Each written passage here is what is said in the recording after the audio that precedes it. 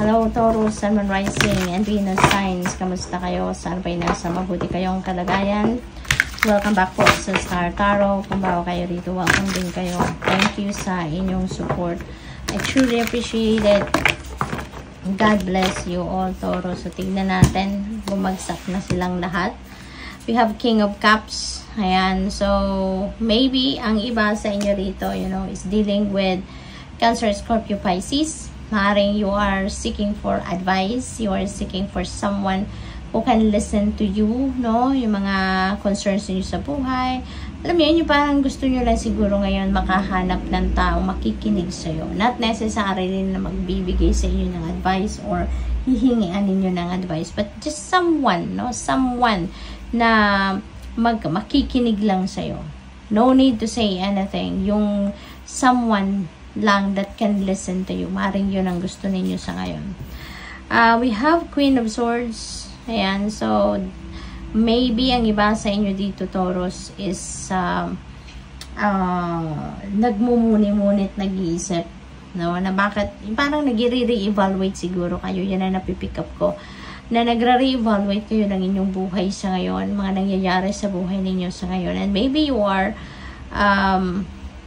realizing na merong mga, kunyari, tao, may mga bagay or situations sa buhay ninyo na nandiyan dyan, pero it's just, you know, parang clutter na lang kasi wala naman na itong naidudulot na maganda sa inyo.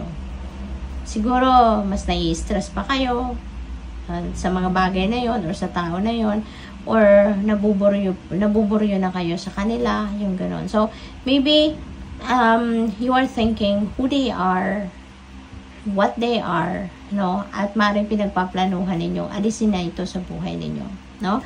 Parang you're going to declutter your life in a sense. We have Queen of Pentacles. Ayan, so, may mga offers dito na paparating and it feels like to me that this is a big one, no? Maaaring big deal ito. No? This is a lucrative offer, no, lucrative opportunity to para sa inyo. You don't have to do a sacrifice on anything sa buhay ninyo para lang makuha ninyo ito, no? Kasi maaaring ito ay talagang bonggang-bongga para sa iyo, no? Ito yung offer siguro na siguro kung trabaho ito, this is a lucrative job na maaaring malaking pera, malaking pasweldo, magandang benefits, mga ganun ba, no? Kasi si Queen of Pentacles din, this is about prosperity and abundance. Kaya maaaring this is related to offer ng trabaho or negosyo na magbibigay ito ng balik na malaki, no? Three of Pentacles, maaaring you're going to work with other people. Maybe may mga collaborations or partnerships dito na magaganap, no?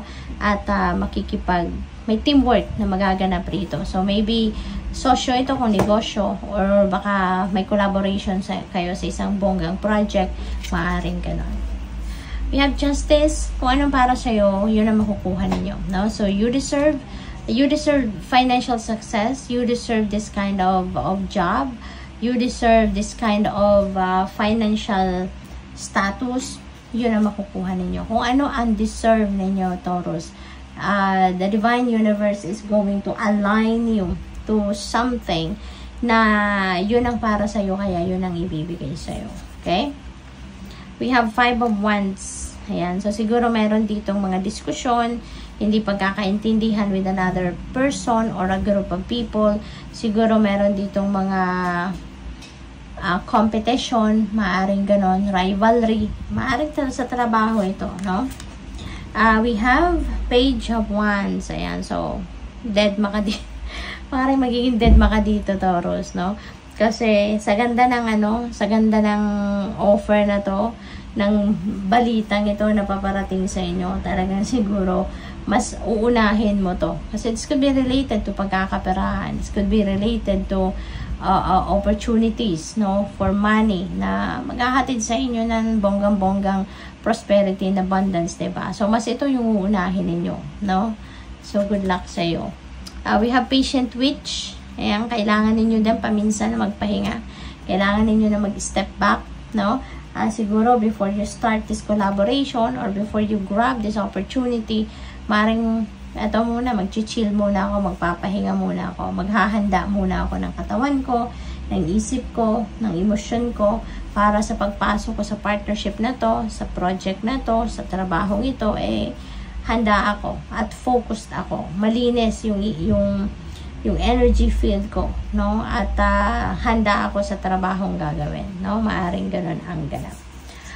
What else? We have the good luck charm. Ayan. So, maaring ang iba sa inyo rito, gagamitin nyo na yung magic ninyo, no? So, siguro nagre-ritual kayo, nagmamanifesting kayo, maaring meron kayong mga dinadasal, may mga nagka-cast kayo ng spell, maaring mga ganon, or maaring may mga sinusuot kayo, no? Na mga kunyari, crystals, or mga medalya, or kung anong mga good luck charm, maaring gagamitin nyo na rin yan sa ngayon, ano? Maaari din na dahil siguro may mga ganito kayong sitwasyon na mayroong hindi kayo pagkakaintindihan with another a group of people, another person, maaaring gagamitin nyo na tong good luck charm ninyo para maproteksyonan kayo maproteksyonan ng energy ninyo from those kind of people, no? So, maaaring ganun ang ganap. So, good luck. Thank you for watching. Love and light. Namaste.